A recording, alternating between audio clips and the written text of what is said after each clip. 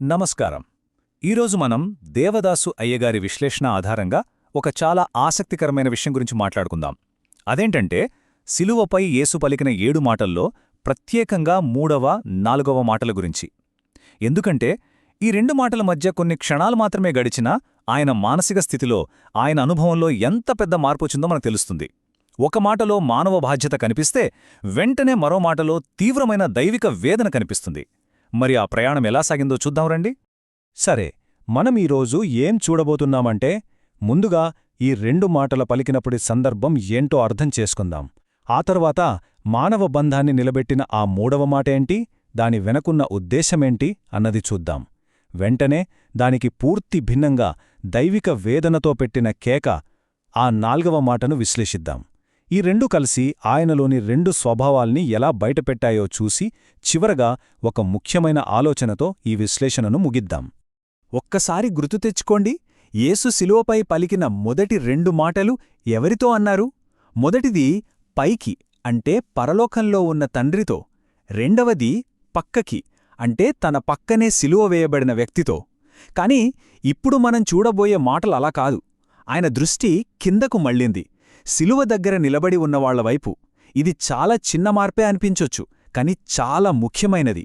ఎందుకంటే ఇది చాలా వ్యక్తిగతమైన సంభాషణకు దారితీసింది. ఆ క్షణంలో ఉన్న వాతావరణాన్ని ఒక్కసారి ఊహించుకోండి. ఎంత భయంకరమైన పరిస్థితి! చాలామంది శిష్యులు, అనుచరులు భయంతో పారిపోయారు, దూరంనుంచి చూస్తున్నారు.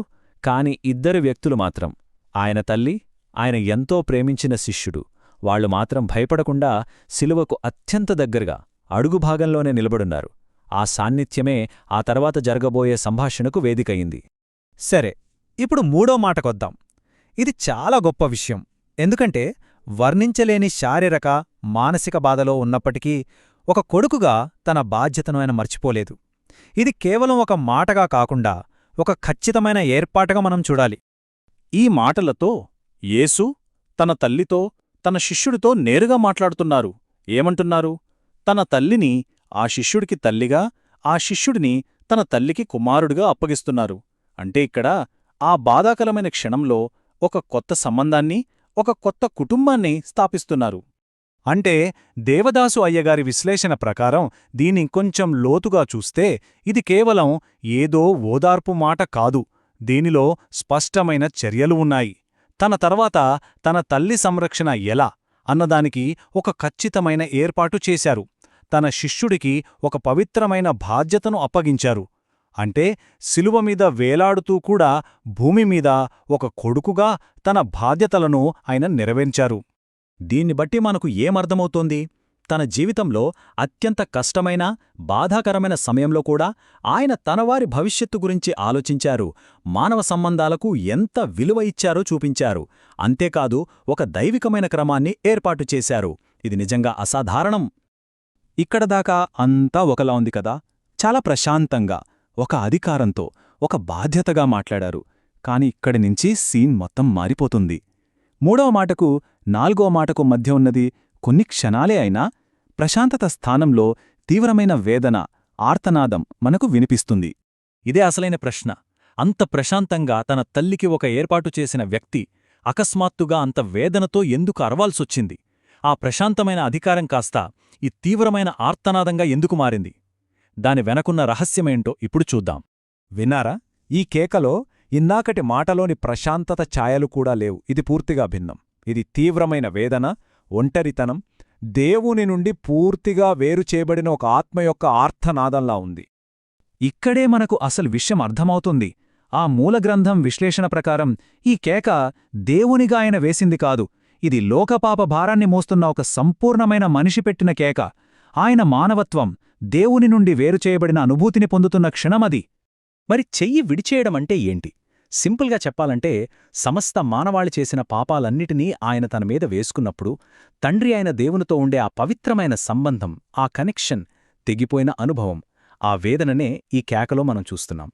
సరే, ఇప్పుడు ఈ 2 మాటల్ని, 3వది, 4వది పక్కపక్కన పెట్టి చూద్దాం. అప్పుడు మనకొక సంపూర్ణమైన చిత్రం కనిపిస్తుంది. అయ్యగారి విశ్లేషణ ప్రకారం ఈ రెండు మాటలు కలిసి ఆయనలోని రెండు స్వభావాలను ఎంత అద్భుతంగా ఆవిష్కరించాయో మనకు అర్థమవుతుంది. ఈ పోలిక చాలా ముఖ్యం. 3వ మాటలో ఆయన దేవునిలా అధికారంతో మాట్లాడుతున్నారు. 4వ మాటలో ఒక సాధారణ మనిషిలా వేదనతో అరుస్తున్నారు. 3వ మాటలో మానవ సంబంధాలను నిలబెడితే 4వ మాటలో దేవునితో సంబంధం తెగిపోయిన అనుభూతి చెందుతున్నారు. అన్నిటికన్నా ముఖ్యంగా మొదటి మాటలో దేవుణ్ణి తండ్రి అని ఎంతో చనువుగా పిలిచిన ఆయనే ఇప్పుడు నా దేవా అని ఒక పాపి స్థానం నుండి పిలుస్తున్నారు. ఈ మార్పు చాలా కీలకమైనది.